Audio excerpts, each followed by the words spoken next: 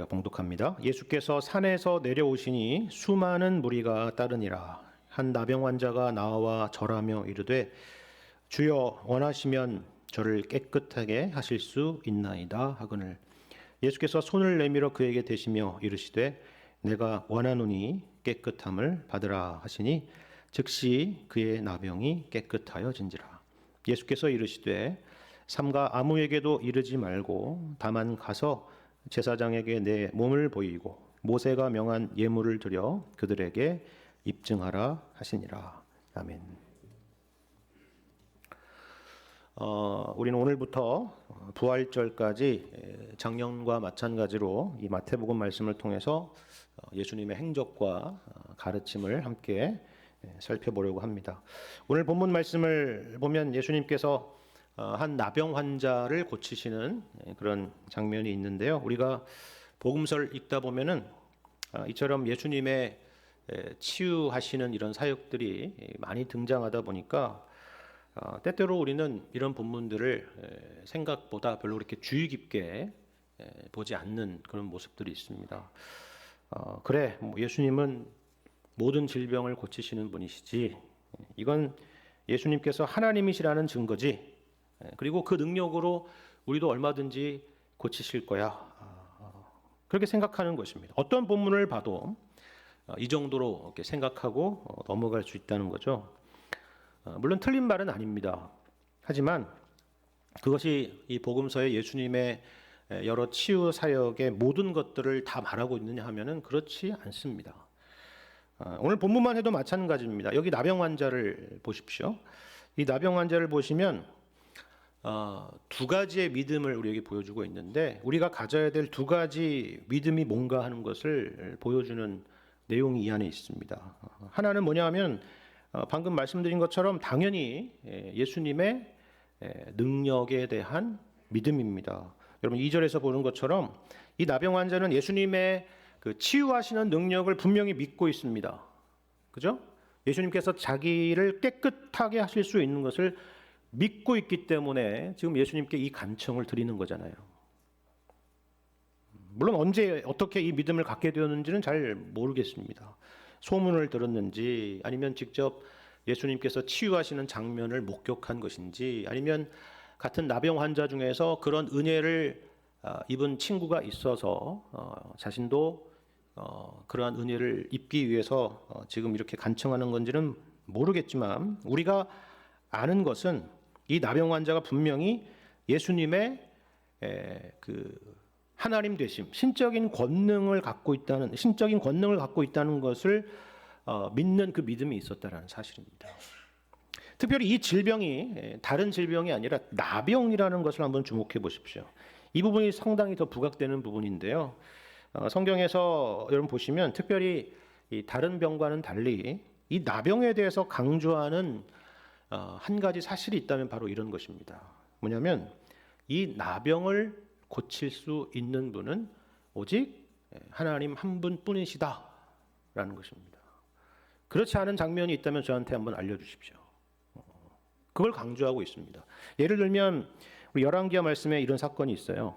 아람 왕이 그의 군대 장관이었던 나아만 장군의 이 나병을 고쳐주기 위해서 이 나아만을 여러 예물들과 함께 이스라엘 왕 앞으로 보냅니다.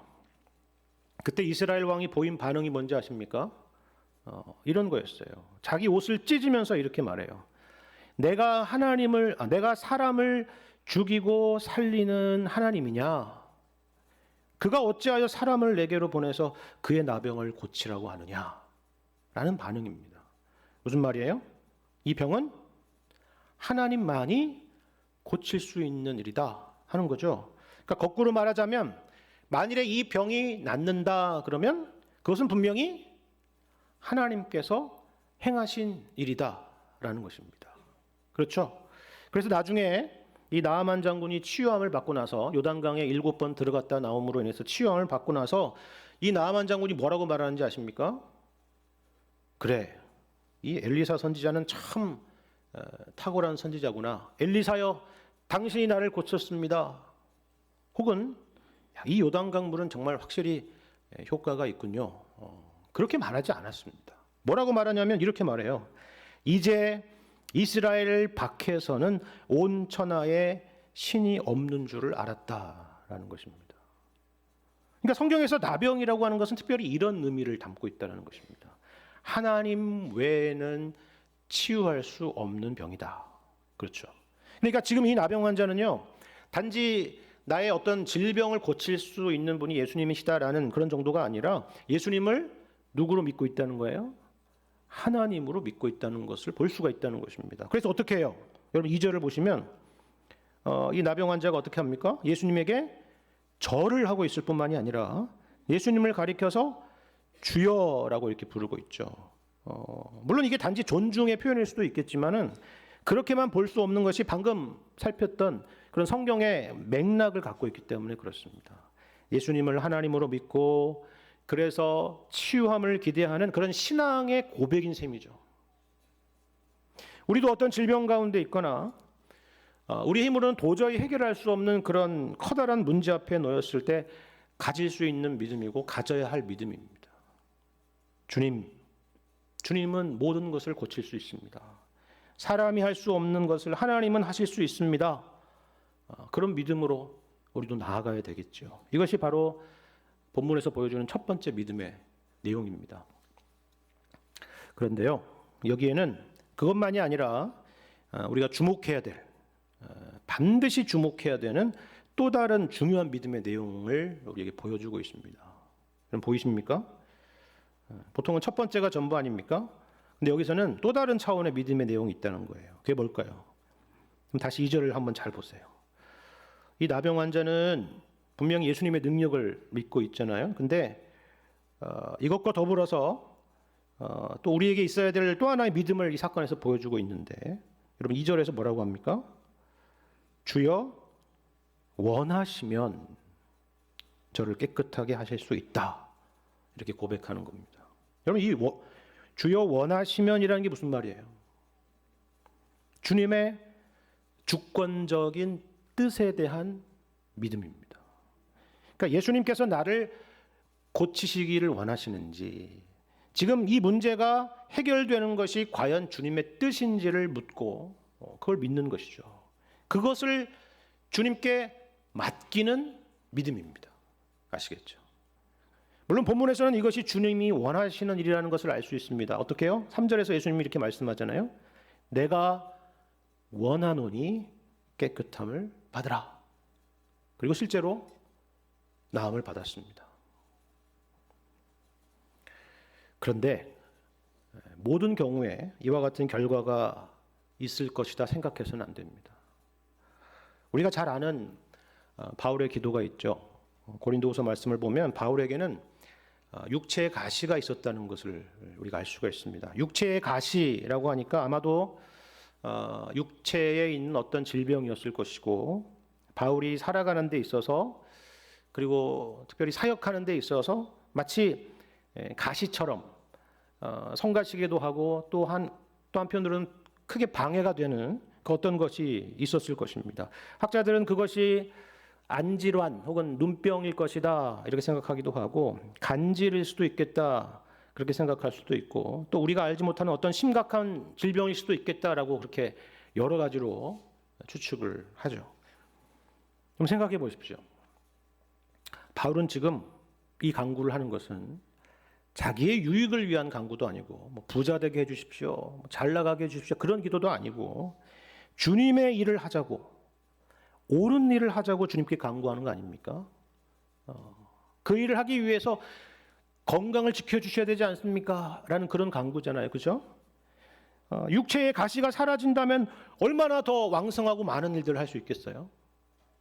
우리의 상식으로는 이것이야말로 당연히 주님의 뜻이겠지라고 생각을 할 수 있다라는 겁니다. 그런데 놀랍게도 주님께서는 이 바울의 기도를 3번이나 계속된 기도를 거절하셨습니다. 도리어 뭐라고 말씀합니까? 내 은혜가 내게 족하도다 라고, 이는 내 능력이 약한 데서 온전하여진다 라고 말씀을 하셨죠. 이처럼 하나님의 능력을 믿는 것과 또 하나님의 주권적인 뜻을 신뢰하는 것은 항상 같이 가야 될 문제라는 것입니다. 아시겠죠? 하나님의 능력만을 믿을 것이 아니라 하나님의 지혜도 믿을 수 있는 그런 믿음이 우리에게 필요하다라는 것이죠. 제임스 보이스라고 하는 아주 훌륭한 목사님이 계시는데요. 이분의 책은 우리 한글로도 참 많이 번역이 되어 있습니다. 참 좋은 책들입니다. 그런데 참 안타까운 것은 이분이 한참 정말 왕성하게 사역을 하셔야 될 62세의 젊은 나이에 갑작스럽게 암으로 돌아가셨다라는 것입니다. 그런데 어느 책을 보니까 이분이 말기 암 진단을 받고 나서 이때쯤 설교한 그런 내용이 있어서 여러분에게 이 시간 한번 인용을 해보려고 합니다. 하나님의 능력을 믿는 것과 하나님의 주권을 신뢰하는 것이 무엇을 의미하는가를 보여주는 아주 중요한 내용이기 때문입니다. 이런 내용이에요. 기적을 위해서 기도해야 될까요? 물론 그렇게 기도하는 것도 자유입니다. 제 생각에는 분명히 기적을 행하실 수 있는 하나님은 애초에 여러분이 그 문제를 겪지 않도록 막으실 수도 있다는 사실을 아셔야 됩니다. 그러므로 기적은 일어나지만 그 이름 그대로 드문 일입니다. 기적은 반드시 특별한 일이어야 합니다. 무엇보다도 저는 하나님의 영광을 위해서 기도해 달라고 말씀드리고 싶습니다. 역사 속에서 하나님이 스스로 영화롭게 하신 것을 생각해 보십시오. 그리고 역사 속에서 하나님이 가장 영광스럽게 하신 것이 어디라고 생각하십니까? 그것은 예수 그리스도의 십자가에서 이루어졌습니다. 비록 하나님께서 예수님을 십자가에서 구원하실 수 있었음에도 그렇게 하지 않으셨습니다. 예수님께서 말씀하셨습니다. 내가 아버지께 구하면 나를 위해 천사 10군단을 보내어 나를 보호하게 할 수 있지 않겠느냐. 그러나 그분은 그렇게 하지 않으셨습니다. 그럼에도 불구하고 바로 그곳에서 하나님께서는 가장 큰 영광을 받으셨습니다. 하나님은 세상의 모든 것을 주관하십니다. 우리의 삶에 이런 일들이 닥칠 때 그것은 우연이 아닙니다. 마치 하나님이 무슨 일이 벌어지는지 잊으셨거나 나쁜 일이 슬쩍 지나가도록 내버려 두신 것처럼 하시는 것이 아닙니다. 하나님은 단지 주관하시는 분이실 뿐만 아니라 선하신 분이십니다. 그분이 하시는 모든 일은 선합니다. 라는 거죠. 그렇죠. 우리가 가져야 될 믿음은 하나님의 능력에 대한 것뿐만이 아니라 이처럼 하나님의 주권적인 뜻에 대한 믿음이다. 라는 거죠. 그리고 그것이 바로 하나님께서 영광 받으시는 일이라는 것을 알아야 한다는 것입니다. 이처럼 성경에 나오는 이런 치유에 대한 내용들은 우리가 그저 예수님이 고치신다라고 하는 하나의 큰 카테고리로 묶어가지고 단편적으로 이해할 문제가 아니라는 것을 아셔야 한다는 것입니다. 각각의 내용 가운데는 우리가 주목해야 될 중요한 메시지가 담겨 있다는 것이죠. 그렇다면 오늘 본문의 사건은 어떻습니까? 방금 우리가 확인한 이러한 교훈도 있지만 우리가 또한 이 말씀을 통해서 확인해야 될 중요한 메시지가 있다라는 것입니다. 이런 의미에서 오늘 본문 가운데 우리가 주목할 부분이 있다면 바로 1절의 말씀입니다. 참 흥미로운 것은 여러분 가지신 성경에서도 확인할 수 있는 것처럼 이 사건은 마태복음만이 아니라 마가복음이나 누가복음에서도 동일하게 기록되어 있다는 사실입니다. 그런데 다른 두 복음서에는 1절과 같은 내용이 없습니다. 무슨 말인지 아시겠습니까? 제가 앞서서 우리가 예수님의 치유 사역을 단편적으로 봐서는 안 된다라고 말씀을 드렸는데요. 심지어는 동일한 사건을 다루고 있는 내용이라 할지라도 이처럼 각각의 복음서마다 각각의 강조점을 가지고 기록하고 있다는 사실을 알아야 된다는 거예요. 다시 말해서 이 마태는 이 사건을 특별히 우리로 하여금 1절과 연계해서 이해해야 된다라고 우리에게 설명하려고 한다는 것입니다. 쉽게 말해서 이 치유의 사역은 예수님께서 산에서 내려오셔서 행하신 사역이라는 거예요. 그렇다면 이건 또 무슨 의미일까요? 여기 산에서 내려오셨다는 것은 무슨 의미입니까? 여기서 산이라고 하는 것은 산상수훈에서의 산입니다. 오늘 본문 앞에 5장부터 7장까지 이 세 장의 말씀을 우리가 보통 산상수훈이다 이렇게 부르는데요. 예수님께서 산에서 가르치신 말씀, 산에서 설교하신 말씀이라는 의미입니다. 그런데 이제 그 산에서 내려오셔서 이런 일을 행하셨다는 것입니다. 그래서 그게 도대체 무슨 상관이냐고 라고 생각을 하겠죠. 그죠? 산에 오를 수도 있고 내려올 수도 있는 것이지 그런 지리적인 이동이 무슨 의미가 있느냐 우리는 생각할 것입니다. 그런데 여기에는 아주 흥미로운 사실이 하나 있습니다. 사실 우리가 볼 때는 이것이 시간 흐름상 연속적으로 이어지는 사건처럼 보이지만 그렇지는 않다는 겁니다. 학자들은 이 사건이 시간적으로는 이 산상수훈 다음에 일어난 사건이 아니라 실제로는 산상수훈 이전에 일어난 사건으로 봅니다. 그게 더 맞습니다.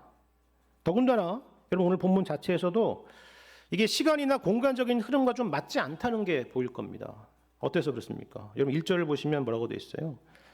수많은 무리가 따랐다고 하잖아요. 그죠? 근데 2절에 보면은 나병 환자가 등장합니다. 여러분 당시에 나병 환자는 사람들과 접촉하거나 가까이 할 수 없는 사람입니다. 그러니까 이 수많은 무리와 나병 환자의 이 사건이 서로 병립할 수 없다는 이야기죠. 그렇죠? 그렇다면 이 사건은 시간적으로나 공간적으로 연결된다라기보다는 주제적으로 연결되고 있다라고 할 수가 있을 것입니다. 여러분이 마태복음 말씀을 읽어보시면 아시겠지만 마태는 이 복음서를 쓸 때에 시간 순으로 예수님의 어떤 행적을 리포트처럼 이렇게 보고하고 연결하는 데는 큰 관심이 없어요.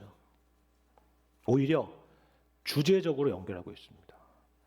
그러니까 이 사건은 산상수훈과 주제적으로 연결해서 이해해야 된다 그런 의미입니다. 자, 그렇다면 어떻게 이 산상수훈 말씀과 연결해서 이 사건을 이해할 수 있을까요? 산상수훈이라고 하는 것은 그 이름 그대로 예수님께서 산에서 말씀을 전하신 내용이라고 했죠. 그런데 흥미로운 사실 한 가지는 이 가르치신 말씀의 이 동일한 내용이 누가복음 말씀에서는 평지에서 설교했다라고 기록하고 있다는 겁니다. 그러니까 마태는 산에서 설교하셨다라고 말씀하고 누가는 평지에서 설교했다라고 말하는 겁니다. 어떤 게 맞을까요?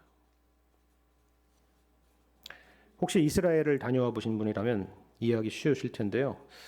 우리에게 있어서는 산 그러면은 뭐가 떠오릅니까? 관악산도 있고 북한산도 있고 설악산도 있고 백두산도 있고 이런 산들이 떠오르잖아요. 그죠?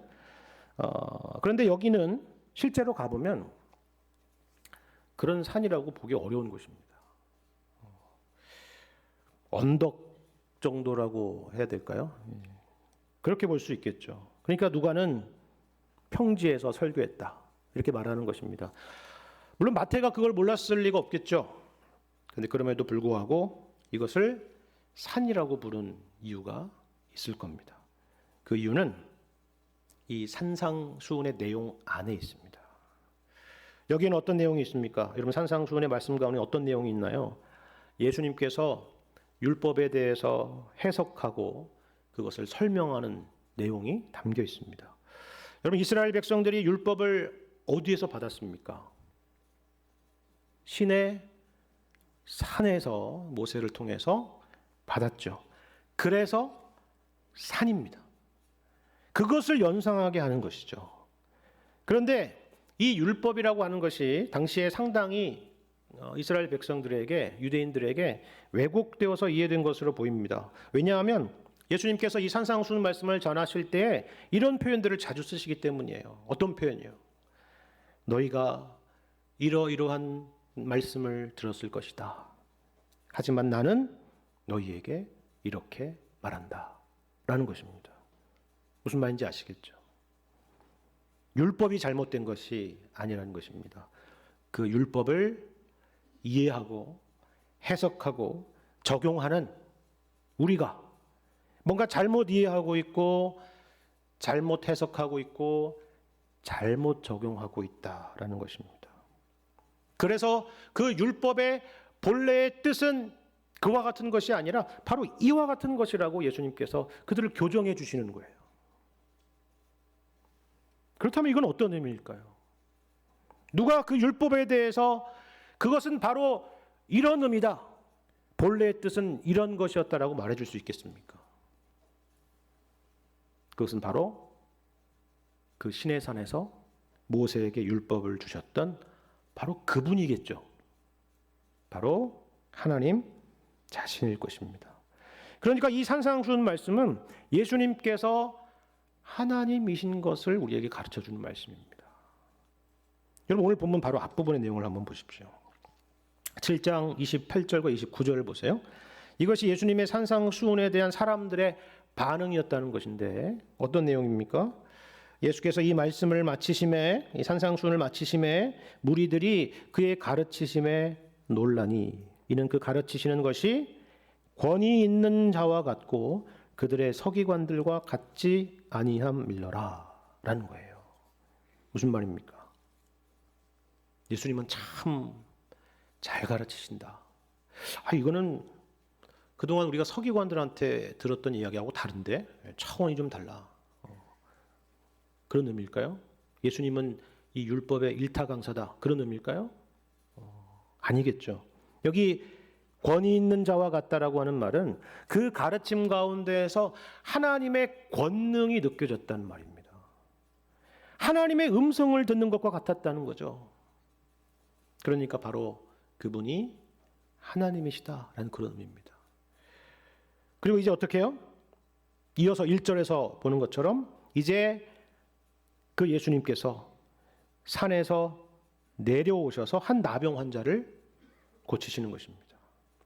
모두 다 예수님이 누구이신 것을 강조한다고요? 하나님이신 것을 강조하고 있다는 것입니다. 그런데 우리가 본문에서 흥미로운 것은 이것입니다. 예수님께서 산에 올라가셔서 가르치실 때에도 수많은 무리들이 따랐는데요. 여기 산에서 내려오셨는데도 수많은 무리가 따랐다라고 기록하고 있다는 사실입니다. 사람들이 예수님에게 열광하고 있었다라는 거죠. 물론 이것은 좋은 의미일 수가 있겠죠. 그런데 꼭 그런 것만은 또 아닙니다. 어떤 면에서 그렇습니까? 이 수많은 무리가 예수님을 따르고 있다는 것은 어떤 의미를 담고 있을까요? 이것은 한편으로는 사람들의 마음이 공허하다는 것, 그리고 그들이 길을 잃었다라는 것을 보여주는 하나의 반증입니다. 여러분도 살아오면서 뭔가에 깊이 빠져서 살았던 적이 있을 겁니다. 응답하라 시리즈 같은 것이 그런 거 아니겠습니까? 한때 사람들의 마음을 사로잡았던 유행, 어떤 트렌드, 아니면 어떤 이데올로기, 또 어떤 사람, 어떤 정치인, 그런 사람들이 있겠죠. 여러분의 가슴을 뛰게 했던 어떤 것들이 분명히 있었을 것입니다. 사람들의 마음이 공허하기 때문입니다. 길을 잃었기 때문이죠. 그래서 시편 1편의 말씀을 보면 하나님을 떠난 인생에 대해서 뭐라고 비유합니까? 저들은 바람에 나는 겨와 같다라는 거죠. 유행에 따라서, 시류에 따라서 우리 마음이 이 세상의 바람이 부는 대로 이것이 진리야, 이것이 옳은 것이야, 이것이 세상이 따라가야 될 것이야 라고 하면 우리 마음도 그렇게 흘러가고 따라가고 열광하는 그런 것입니다. 예수님의 등장이 당시에 그들에게 그렇게 보였을 수 있을 것이다라는 겁니다. 당연히 그렇지 않았겠습니까? 수많은 무리라고 하는 것이 그것을 보여주는 표현입니다. 그런데 이 표현에서 우리가 또 하나 생각해 볼 것은요, 정말 그러면 그들이 열광했던 예수님에 대한 이해가 과연 옳은 것이었느냐 하는 것입니다. 혹시나 예수님은 이런 분이야, 아니 이런 분이셔야만 해 라고 생각하는, 내가 생각하는 그 생각을, 그런 이미지를 예수님에게 투사하고서는 그걸 보면서 열광한 것은 아니냐라는 겁니다.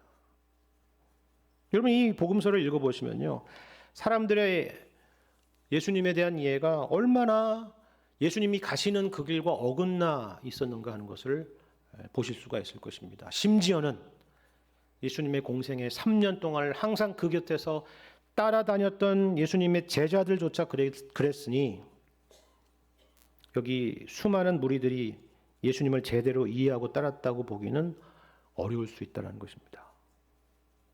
오늘날도 마찬가지예요. 많은 사람들이 모인다고 해서 거기에 진리가 있고 정답이 있는 것이 아닙니다. 교회라고 하는 이름이 있고 또 거기에 십자가가 걸려 있다고 해도 마찬가지죠. 중요한 것은 우리가 하나님의 말씀을 통해서 예수님이 누구신지를 정확히 알아야 하는 것입니다. 그래서 이 말씀이 있고 오늘 본문에 사건이 있습니다. 여러분 오늘 본문에 예수님의 모습을 한번 잘 보십시오. 두 가지 어떻게 보면 서로 상반되어 보이는 두 가지 모습이 있지 않습니까? 어떻게 상반돼요? 한편으로는 어떤 모습입니까? 마치 율법을 벗어나는 것처럼 보이는 모습입니다.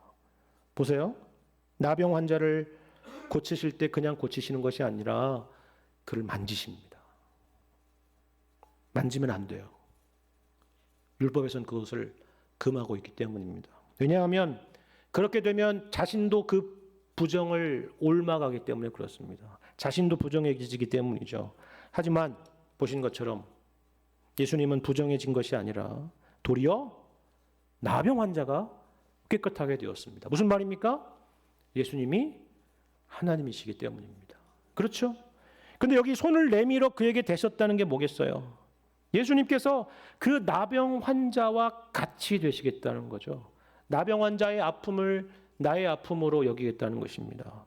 예수님께서 그 나병 환자와 동일시하겠다는 의미입니다.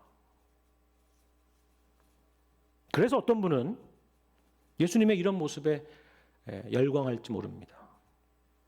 그렇지. 바로 이 모습이지. 우리 교회는 너무나도 고지식해.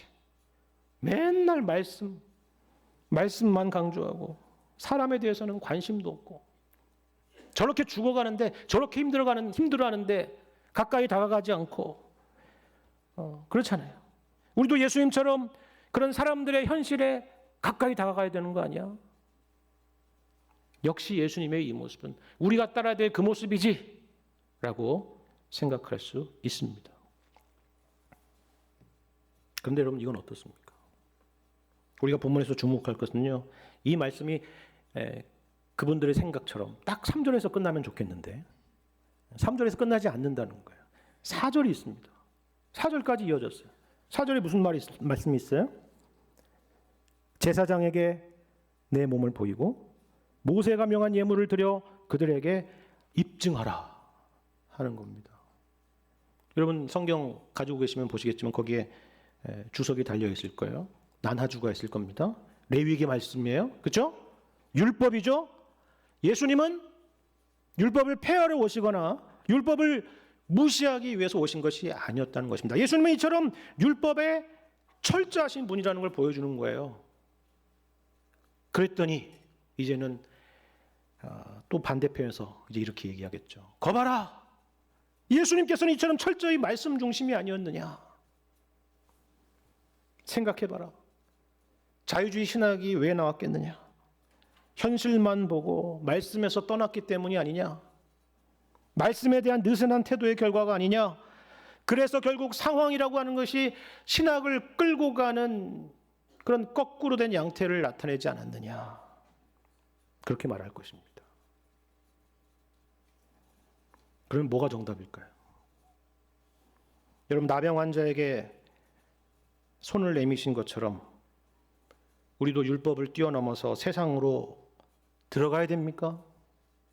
아니면 여기 4절의 말씀처럼 철저한 말씀 중심의 삶을 살아야 될까요? 오늘 본문 우리에게 뭘 말씀해 주고 있습니까? 한 가지 우리가 기억해야 될 분명한 사실은 이겁니다. 우리는 어느 쪽으로도 예수님처럼 할 수가 없다는 사실입니다. 우리는 하나님이 아니고 우리는 연약한 죄인이기 때문입니다. 보세요. 제가 서두에 산상순 말씀을 드렸죠. 예수님께서 여기서 지적하신 내용이 뭔지 아십니까? 너희에게 율법이 주어졌지만 그 율법을 제대로 쓰는 사람이 없었다는 것입니다. 율법이 문제가 아니라 그 율법을 쓰는 죄인된 인간이 문제라는 것입니다. 여러분, 율법이 지향하는 바는 결국 하나님을 사랑하고 이웃을 내 몸과 같이 사랑하라는 거 아닙니까? 근데 그 율법을 가지고 우리는 어떻게 하나요? 자기 증명을 하죠. 자기 의의를 높이기 위해서 하죠. 기도할 때 시간을 길게 한다고 예수님 말씀하지 않으셨습니까? 금식할 때에 그러한 표정과 그런 모습으로 한다고 그러지 않았습니까? 그런 거죠. 그리고 그 율법을 가지고 이웃을 비판하는 데 사용합니다. 사람을 살리는 데 쓰는 것이 아니라 우리는 사람을 죽이는 데 그 율법을 사용하는 거예요. 교회에서 그런 말이 있잖아요. 성경을 많이 읽으신 분, 그리고 기도를 많이 하시는 분, 그분들이 무섭다는 겁니다. 무섭다는 거예요. 왜 그런 말이 나오겠어요? 우리는 거룩한 것을 그런 쪽으로밖에 쓸 줄 모르기 때문에 그렇습니다. 여러분, 하지만 예수님을 보십시오. 왜 이 나병 환자에게 제사장에게 가라고 또 예물을 드리라고 할까요? 단지 율법에서 그렇게 명하기 때문은 아니잖아요. 그것을 넘어서 이 나병 환자가 육신의 질병이 치유받는 것을 넘어서 사회적으로 인정받고 그 커뮤니티 안에서 이 사람을 받아들여질 수 있도록 하신 거 아니겠습니까? 그게 온전한 치유잖아요. 그렇죠. 여러분, 이 나병 환자에게 손을 내미는 것도 마찬가지예요. 이건 그저 세상 가운데 우리가 손을 내밀어야 된다는 얘기가 아닙니다. 우리는 예수님이 아니죠. 만일에 우리가 우리의 힘으로 세상 가운데 손을 내민다면 나병 환자가 고쳐지는 것이 아니라 도리어 그 나병이 우리에게 옮아질 것입니다. 우리는 예수님이 아니기 때문입니다. 제가 예전에 알던 친구가 있는데요. 이 친구는 참 독실한 친구였습니다. 입만 열면 항상 성경 이야기를 하는 친구였어요. 그리고 복음에 대한 열정도 상당히 컸던 친구였습니다. 그런데 한 번은 그러더라고요. 자기는 복음이 교회라는 울타리 안에만 갇혀 있는 게 너무 싫다고, 우리끼리만 서로 좋다고 하는 것이 너무 싫다고, 예수님도 세리와 창기와 죄인들과 어울려서 그들과 친구가 되지 않았느냐고, 우리도 그렇게 그들과 어울려서 그들을 구원해야 되지 않겠느냐고 그렇게 말했습니다. 맞습니다. 100번 1000번 맞는 말이고 그래야만 하죠. 그런데 참 슬프게도 나중에 보니까 본래 그렇게 목적했던 모습은 온데간데 없고, 거룩한 모습은 온데간데 없고, 도리어 세상과 다를 바 없는 모습만 남아서 씁쓸했던 적이 있었습니다. 또 다른 예를 들어볼까요? 제가 예전에도 말씀드렸지만 선교의 역사들을 살펴보면요, 세 가지의 단계를 거친다라고 했죠. 모두 다 그런 건 아니지만 그런 경향이 있다라고 했습니다. 우리나라도 물론 마찬가지입니다. 처음에는 이 땅에 복음이 들어올 때 소위 순수한 복음에 대한 열정을 가지고 들어오고 그렇게 시작이 됩니다. 물론 학교도 세우고 병원도 세우고 여러 기관들도 세우지만 결국 목적은 한 영혼을 그리스도께로 인도하고자 하는 그런 열정으로 시작된 일들입니다. 근데 시간이 지나면서 그러는 거죠. 우리가 어떻게 이 사회를 외면할 수 있느냐? 영혼 구원만이 아니라 우리가 이 사회에 좋은 일들을 해야 되지 않겠느냐? 사회 문제, 정치적 문제, 이런 문제에도 우리가 적극적으로 참여해야 되지 않겠느냐 하는 것입니다. 뭐 꼭 틀린 말은 아닙니다. 그리고 어떤 면에서는 당연히 그래야 될 것입니다. 그런데 마지막 단계는 어떻게 된다고요? 복음과 영혼 구원이라고 하는 본래의 목적은 온데간데 없이 사라지는 것입니다. 기독교라고 하는 이름은 그저 껍데기로만 남는 거죠. 여러분이 잘 아는 선교 초기에 우리나라에 세워졌던 여러 병원이나 학교들이나 기관들을 여러분 생각해 보십시오. 지금도 그 처음의 목적을 충실히 수행하고 있다고 여러분 생각하십니까? 너무 멀리 떨어져 있다고 생각하진 않아요? 이것은 우리 힘으로 할 수 있는 일이 아니라는 것입니다. 우리는 율법이 주어지면요, 그 율법으로 사람을 살리는 것이 아니라 도리어 그 율법으로 사람을 죽이기 십상이고, 세상으로 나가면 세상을 변화시키는 것이 아니라 도리어 세속화되어 버리는 것이 우리입니다. 그 능력이 우리에게 없기 때문입니다. 우리 또한 나병 환자들이기 때문이죠. 그 능력은 오직 예수 그리스도에게 있다는 사실을 기억하시길 바랍니다. 산에서 내려오신 예수님, 말씀의 산에서 머무시지 않고 그 말씀을 붙들고 우리가 살고 있는 이 현실 가운데 내려오신 예수님, 그 예수님께서 우리를 변화시키시고 또 우리를 새롭게 하실 때에 가능한 일입니다. 그 은혜로 우리를 구원하지 않으셨습니까? 예수님께서 우리가 감당해야 될 모든 율법의 요구들을 대신 이루시고 나병 환자와 같은 우리 인생 가운데 친히 찾아오시고 손을 내밀어 주셨기에 우리가 깨끗함을 얻고 나음을 얻은 것입니다. 우리를 구원하신 주님의 구원, 그리고 우리를 찾아오신 주님의 찾아오심을 항상 기억하시고 그것을 바라보실 수 있기를 바랍니다. 그리고 그 은혜와 그 능력이 우리 마음 가운데 언제나 역사하여서 저와 여러분의 모습을 통해서 오직 우리 주님의 일하심이 세상 가운데 그리고 우리의 이웃들 가운데 온전히 드러날 수 있기를 우리 주님의 이름으로 간절히 축원합니다.